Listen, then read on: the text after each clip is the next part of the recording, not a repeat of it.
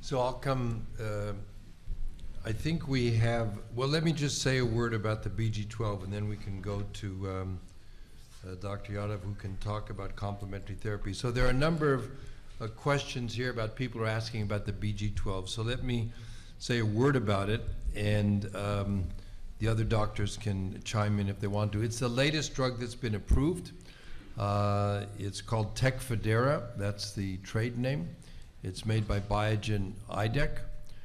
It started from a drug that's used for psoriasis, Fumiderm. And the trials have shown that it's effective in MS. There's no question about it.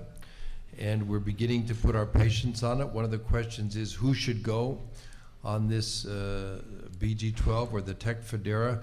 And again, it depends on your own situation and your own doctor. Some people who are on the classic injectable medicine say, you know, I'm going to wait until these drugs have been out for a while.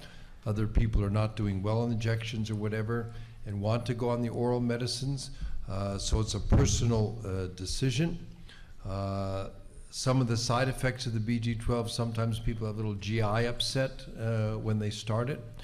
There was a few letters that were published in the New England Journal just this last week that there might have been, you might have heard about it, PML associated with the BG12, but there's really no evidence for that. People then ask the question, and maybe we'll discuss this later, how do the drugs compare? How does the BG12 compare to the other oral medicines or to the Tysabri?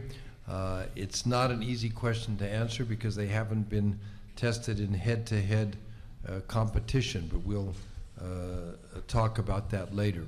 So in summary, latest drug approved literally in the last month, BG12, trade name Tecfidera, T-E-C-F-I, Tecfidera. It's a pill you take twice a day. It's basically safe, it works, and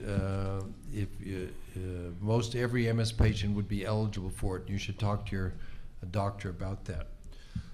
So do you want to go on? Are there any other side effects besides the GI issues? BG12? Yeah.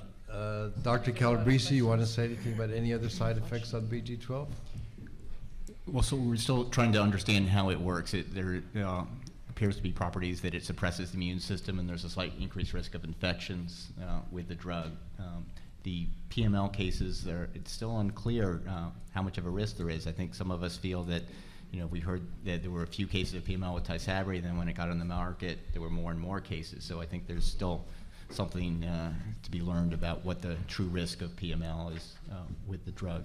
The advantage, as Howard mentioned, is that there also seems to be an additional mechanism of action by which it activates a pathway in the brain that might be neuroprotective, and so we're hoping that it may actually have an application for progressive MS, but right now it was approved for relapsing MS. And I think people have to remember that these drugs are tested in 1,000 patients for 2 years in 2 phase 3 trials, and although that's a decent sample size, some of my patients who are basically doing well on injectables but want to know, is it safe to switch to this? I'm telling them, well, I would wait a year or two to get a little bit more information about it. Now, if you're not doing well, then it's a very reasonable choice.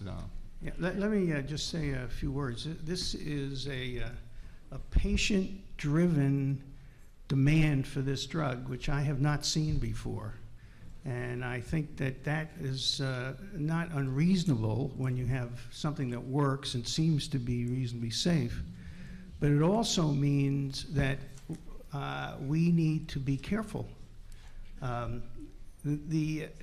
Since the Tysabri, when Tysabri looked like the miracle drug, the FDA has now made a post-licensing phase 4, where all of the drugs have to be looked at for 5 years to see what's going to happen. These are not simple questions. My own feeling about it is that it looks safe. We have 5 people in our group that do MS work, and we must now have prescribed it about 40 or 50 times, but we only have about 3 people that have actually taken it. So I think that there is this issue related to what is the long-term effect, We know that the drugs we have, for the most part, are either safe or we know exactly what the complications are because they've been out for 10 years or 15 years, and there are tens of thousands of people that have taken them. So my feeling about it is if you're doing poorly, I think it's worth the risk.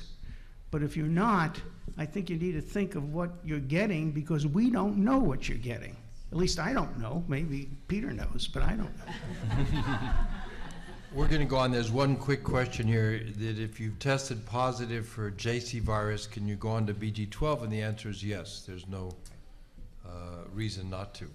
So I think, Claudia, we have another discussion by Dr. Yadav about complementary therapies and diet. Is that? Yes, we do. So, Dr. Yadav? Thanks, Claudia, for giving me this opportunity to talk to our patients here about complementary therapies in MS. I want to give you some background about where I come from and like why I became interested in this field. So I did my neurology residency at OHSU and did fellowship in neuroimmunology. And as part of the fellowship, I was exposed to, of course, MS patients.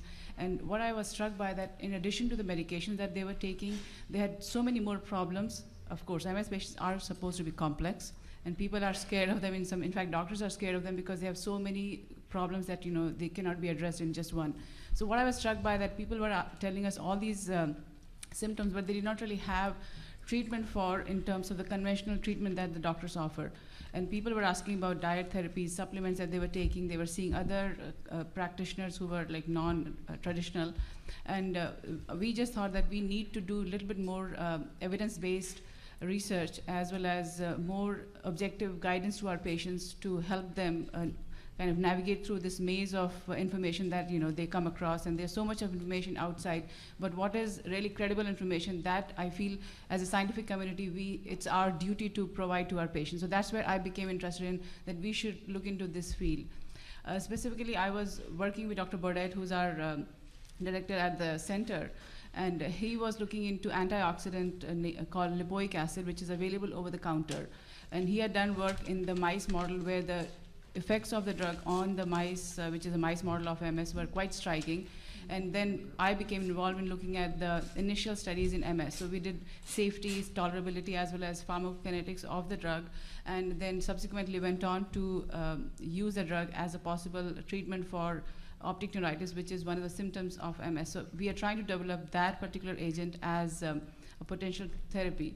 Again, that's just one therapy, which is an antioxidant, but at the same time, we also have interest in diet. For example, we have just completed a study looking at effect of low-fat diet in MS patients on brain MRI. And right now, we are in the middle of analyzing the data. So hopefully, by end of this year, we will have much more objective data to be able to share with all of you, and of course, to the scientific community as well. MS Center at OHS is also very actively involved in looking at other things such as stress management with the meditation or mindfulness-based meditation, basically non-pharmacological based therapies. For example, acupuncture for pain, or we have looked into things such as ginkgo biloba as a possible treatment for cognitive impairment. Of course, that study was negative. We have looked into effect of ginseng, which was used by people quite often in fatigue management, but we did not really see any evidence. So I think we feel that we have to look into all of these complementary therapies that people are using, and it's a huge market actually, but it's our duty to be able to provide objective evidence so that we can guide our patient in the safest manner to be able to do better.